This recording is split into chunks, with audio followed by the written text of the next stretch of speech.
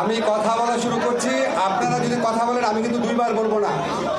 আমরা আজকে উপদেষ্টা পরিষদের মিটিংয়ে আমাদের গুরুত্বপূর্ণ 3টা সিদ্ধান্ত হয়েছে। আমি এই রিড আউট করবো। এটা রিড আউট করার পরে আপনার সিদ্ধান্তগুলো জানতে পারবেন।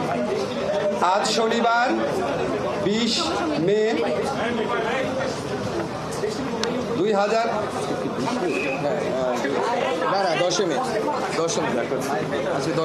আচ্ছা, আমি আবার থেকে পড়ছি। হ্যাঁ, আজ শনিবার 10 মে 2025 তারিখে উপদেষ্টা পরিষদের এক বিশেষ সভা অনুষ্ঠিত হয়। সভায় আন্তর্জাতিক অপরাধ ট্রাইব্যুনাল আইনের সংশোধনী অনুমোদিত হয়েছে। সংশোধনী অনুযায়ী আন্তর্জাতিক অপরাধ ট্রাইব্যুনাল কোনো রাজনৈতিক দল, তার অঙ্গ সংগঠন বা সমর্থক গোষ্ঠীকে শাস্তি দিতে পারবে।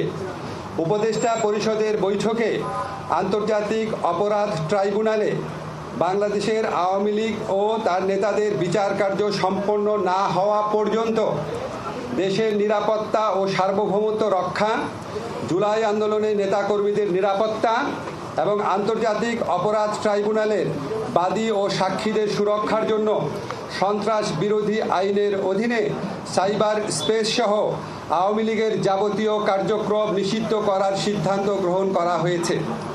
এই বিষয়ে প্রয়োজনীয় পরিপত্র পরবর্তী কর্মদিবসে জারি করা হবে। এর পাশাপাশি আজকের উপদেষ্টা পরিষদের বৈঠকে জুলাই ঘোষণাপত্র আগামী 30 কার্যদিবসের মধ্যে চূড়ান্ত করে প্রকাশ করার সিদ্ধান্ত গৃহীত হয়েছে। ধন্যবাদ।